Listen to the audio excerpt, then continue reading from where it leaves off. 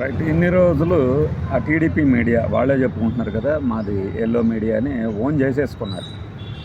ఒకటి రెండు డిస్కషన్స్లో ఇతగాడే చెప్పుకున్నాడు కూడా.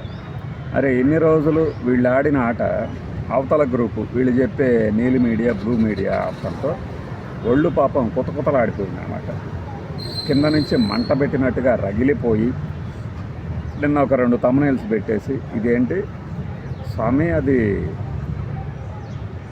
జాతి మీడియా అనుకున్నావా, జాతీయ మీడియా అని సాక్షి వాళ్ళు పెట్టినటువంటి ఒక తమ్నైల్ని పెట్టుకొని నానా ఆవేశంతో రగిలిపోతూ నిలువెల్లా దహించుకుపోతూ. కొడుకులు అని ఒక సినిమా ఉంది, సాయి కుమార్ హీరోగా దాదాపు ఒక 18 సినిమాలు వచ్చినప్పుడు ఒక పాట ఉంటుంది, అందులో సాయి కుమారే పాడతాడు. వంచనతో రగులుతూ నిలువెల్లా అంటే అట్లా నిలువెల్లా రగిలిపోతున్నటువంటి ఆ డిబేటరు ఆ తర్వాత జగన్మోహన్ రెడ్డి విషం కక్కుతున్నాడు అంటూ తన అక్కసు వెళ్ళగట్టాడు. జగన్మోహన్ రెడ్డి గారికి రాజకీయ సమాధి కట్టడం ఇక తప్పదా, కట్టేసేయి, ఇతని చేతిలో పనే కదా, 4 ఇటుకలు తీసుకొచ్చేసి కట్టేసేయచ్చు.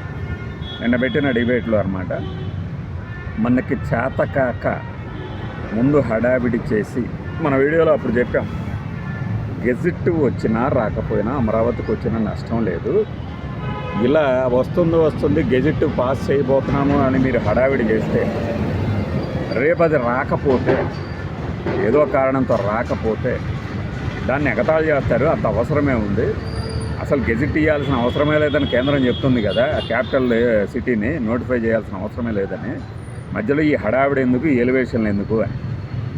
అదే జరిగింది కదా, ఏదో టెక్నికల్ రీజన్లతో వచ్చే సమావేశాలు పెడదామన్నారు. మరి సాక్షి దాన్ని ఎందుకు రాయదు?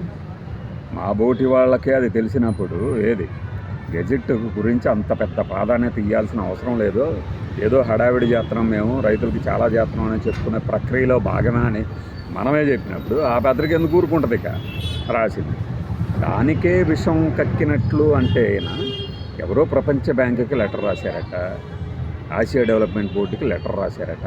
ఎవరు రాశారు?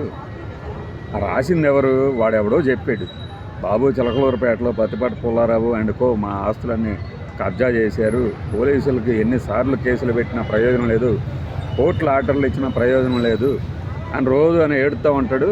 యూట్యూబ్లో ఉంటాయి చూడండి అతగాడి వీడియోలు. ఆయనే నేనే మెయిల్స్ పెట్టిందని చెప్తున్నాడు. ఆడికి వైఎస్ఆర్సీపీకి ఏం సంబంధం? ఒకవేళ వర్స్ట్ కేస్ సినారియోలో సంబంధం ఎవడో ఒకటి పెట్టాడే అనుకోండి, ఏ కెపాసిటీతో అతను పెడతాడు, వాళ్ళు ఎందుకు దాన్ని చదువుతారు? అసలు మామూలుగా మనం ప్రజావేదికలు ఈ స్పందనలు వీటిలో ఇచ్చినయే బుట్టదాఖలు అవుతుంటాయి అంటారు కదా. ఎందుకంటే ప్రతి వారం పెడతారు, ప్రతి వారం వెళ్ళిస్తాం, ప్రతి వారం మళ్ళీ ఏంటి చూస్తాం అంటారు కదా. అట్లాంటిది ఎవడో ఒక మెయిల్ పెడితే అది విషయం కట్టం, ఆ దెబ్బకి ఆగిపోతున్నాయి. అంత పవర్ఫుల్ మెయిల్ అట్లా ఈ పెట్టేవాళ్ళు. అంటే మనకి చేత కానప్పుడు నిన్న ఏదో వ్యాసంలో చదివి, వందే మాతరం వివాదంపై ఈ తరానికి తప్పుడు సంకేతాలు అని ఒక సంపాదకీయం చదివా. అందులో చరిత్ర నిర్మించడం జాతకానోడు ఏం చేస్తాడంటే వాటిని చెడగొడతాడంట, లేదంటే వాటి ఆధారాలు రూపుమాపాలని చూస్తారంట. అట్లా మనకి చేత కానప్పుడు ఏం చేస్తాం, అవతల రోడ్డు మీద పడి ఏడుస్తాం, జగనే అడ్డుకున్నాడు అని. సిగ్గుండక్కర్లేదా? అవతల మనిషి ఒక మాట మాట్లాడట్లా, ఇలా ప్రచారం జరుగుతున్నా కూడా.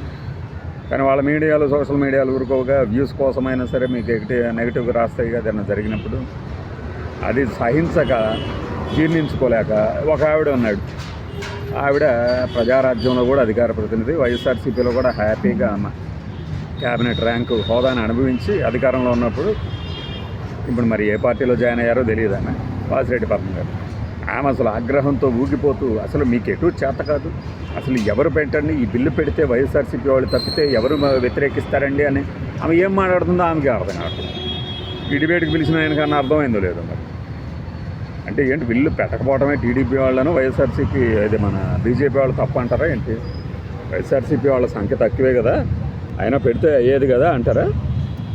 అదేనా ఆవిడ అన్యాపదేశంగా ఇస్తున్న సంకేతం? తప్పు ఎన్డీఏ వాళ్ళదే అంటారా ఏంటి బిల్లు పెట్టకపోవడం? ఆవిడ అసలు ఆగ్రహంతో ఊగిపోతూ, అసలు మీరు ఎంత దుర్మార్గం, మిమ్మల్ని అసలు అందుకే కదా 11కి వేసేసారు, బండకేసి బాదారు. ఇంకా సదరు అప్రయోక్త భాషలో మాటల్లో అయితే చచ్చిపోయారు వాళ్ళు. మరి చచ్చిపోయిన వాళ్ళ గురించి ఎందుకండి ఇంకా డిస్కషన్? ఇంకో డకోటా గడేం వచ్చేసేసి ఏదేదో చేస్తానంటాడు. కందిపప్పు, ఆ పప్పు, ఈ పప్పు పొడి చేస్తా, కందిపొడి చేయండి, మంచి పచ్చళ్ళలాగా చేసుకొని తినండి. ప్రతిదానికి మనం ప్రతిపక్షం అసలు ఉందో లేనో ప్రతిపక్షం మీద పడి ఏడ్చేది. అందుకే కదా అంటుంది, వాళ్ళు ఆడిన ఆట వీళ్ళు ఆడేసరికి పాపం తట్టుకోలేకపోతున్నారు మీడియాలో. ముఖ్యంగా ఆర్నాబుని ఫేస్ చేసి తెచ్చుకున్నటువంటి ఆ బ్యాడ్ ట్రోలింగ్ని కవర్ చేసుకునేందుకు నానా రకాలుగా తిప్పలు పడుతూ ఉన్నారు. ఏం పెడితే బాగుంటుంది, పెట్టిన కేసులన్నీ ఏమో అసలు అతిగతి లేకుండా సాగుతున్నాయి. ఒక దాంట్లో అన్న ఇతగాడి పేరు చెప్పిస్తే బాగుండు అనుకుంటున్నాను. వాళ్ళు ఎందుకు చెబుతారు పేర్లు? అసలు అంత అమాయకుల? ఒకవేళ నిజంగానే పలానా వాడు చేపిస్తే పలానా వాడు పేరు నేను చెప్తాను అని ఎవరన్నా అంటారా? దొంగలు ఊళ్ళు పంచుకున్నట్టు రాజకీయ నాయకులు అందరూ పంచుకుంటూ మీ అవసరాలకు తగినట్లు మధ్యలో కింద వాళ్ళని బలి పశువులు చేస్తానంటే వాళ్ళు అంత పిచ్చోళ్ళు కాదు కదా. ఏదో పెద్ద అసలు ఏంటి జాతి మీడియా అంటే అవును మాది తెలుగు జాతే అంటే ఇంకొకటి కూడా అనేవాడు. అనేసి ఈ జాతి తక్కువ అనే నోరు జారబోయాడు. కానీ ఎదురున్నోళ్ళు, ఆ ప్యానల్లో ఉన్నోళ్ళందరూ ఎవరు? వాళ్ళ సామాజిక వర్గం ఏంటి? వాళ్ళందరూ మొహాలు నల్లగా మాడిపోయినాయి తెలుసా. మాడోడు ఎక్కడ నోరు జారబోతున్నాడు అని అంతగా నిలువెల్లా రగిలిపోయేటట్టు 2 తమ్నైల్స్ వేసినాయి అన్నమాట. మరి ఇదే తమ్నైల్స్ మన పత్రిక, మన వెబ్సైట్ ఓపెన్ చేస్తే ఎన్ని కనపడతాయో. ఏం మనం చూడమా? మన కళ్ళు కనపడవా? మన పత్రికలో, మన వెబ్ ఛానల్లో మనం ఏం చేస్తున్నాం అనేది మన కళ్ళు తెరిచి చూడమా? ఎట్లాంటి తమ్నైల్స్ పెడుతుంటామో. అవతలోడు 2 పెట్టగానే కుతకుతలాడిపోయింది పాపం అంతరంగం. పాట పాడుకుంటూ తిరగండి ఇక అంతరంగాలు అని. అదనమాట నేను చెప్పిన ఆట. రివర్స్ గేమ్ ఆడితే ఎలా ఉందో చూశారు కదా.